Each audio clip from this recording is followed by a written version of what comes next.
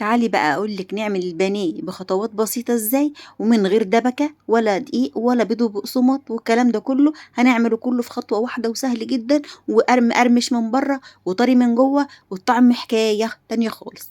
تعالي هنا، احنا دلوقتي غسلنا البانيه وحطيناه في مصفى يتصفى من ميته. غسلته كويس جدا بالملح والليمون وزي الفل. هاجي بقى هنا على بولة كده، وهجيب بصلاية مبشورة، مع ملح، فلفل اسود، توم باودر، واربع معالق من الدقيق. تمام، خليكي معايا كده واحده واحده. هو مقرمش ومعايا وزي الفل. لو حابه قرمشه زياده حطي معلقه نشا كمان. وكمان هننزل ببضايه. كل ده على بعضه يا جماعه زي ما انتم شايفين كده، خطوه سهله جدا وبسيطه.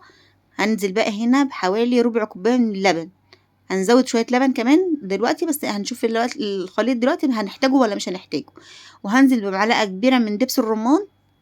على فكرة الحاجات البسيطة اللي احنا بنحطها دي بتدينا طعم جميل جدا. لو مش عندك دبس رمان ولا صويا صوص استغني عنهم، ونفس الطعم هيديكي طعم حلو برضو. هنا معانا بقى الصويا صوص. هحط بقى معلقتين كبار من الصويا صوص، وهقلب بقى بالمضرب السلك كده، او بشوكة اي حاجة يعني. هقلبهم بقى كده. اشوف القوام بتاعي، لو حسيت ان هو تقيل شوية هزود شوية لبن كمان.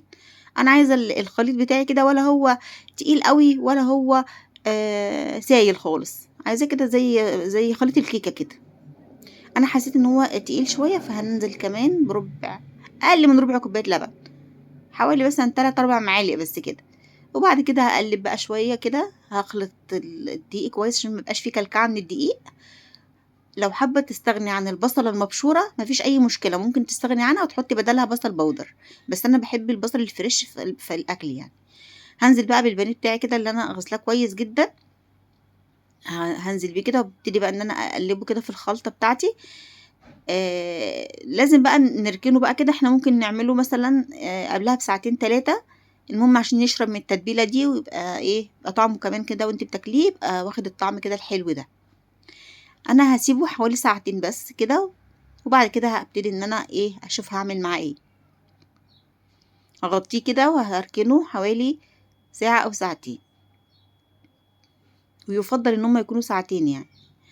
هحضر بقى هنا الخلطة بتاعته. هنا معايا ايه، بقسماط، اللي هو البقسماط اللي هو بنقلي بيه العادي ده، وشوية فيجيتار اللي فوق دول. كان عندي شوية فيجيتار في كيس كده، حطيتهم على الوش كده يطعموا لي الدنيا كده. حابة تعملي بفيجيتار خالص مفيش أي مشكلة، حابة تعملي كده بقسماط خالص مفيش أي مشكلة. لو هتعملي بقسماط خالص هتبتدي هتتبليه، تحطي له شوية فلفل أسود، شوية ملح، وشوية شطة لو حباه سبايسي.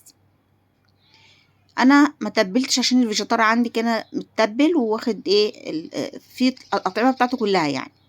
هبتدي بقى ان انا اخد كده البانيه، وابتدي بقى ان انا اقلب. شوفوا بقى، انا شوفوا الخطوه، شوفوا وفرت على نفسي ايه. ان انت بتحطي في الدقيق، وبعد كده في البيض، وبعد كده في البقسماط. يعني حاجه بتزهق بصراحه، لكن كده سهل جدا. انا عملت كل الكميه في سرفيز واحد كده، حطيتهم كلهم على بعض. وابتدي بقى اقلي. معايا هنا الزيت، سخنت الزيت، وبعد كده هنزل بالبانيه بتاعي كده هقليه. عايزه اقولك ان الاخر واحده قليتها الزيت زي ما هو، مفيش حاجه طلعت في الزيت خالص، وكان زي الفل. حتى لو تلاحظوا، بصوا اهي البانيه انا قلبته وخلاص قرب يطلع، وبصوا الزيت زي الفل ازاي. يا رب تكون الطريقه عجبتكم. ما تنسوش بقى الله يكون الاشتراك للقناه، وتفعلوا زر الجرس عشان توصلكم مني كل جديد. شايفين البانيه مقرمش من بره وطري من جوه، والطعم حكايه تانية خالص، وكمان موفر للوقت والمجهود. والسلام عليكم ورحمه الله.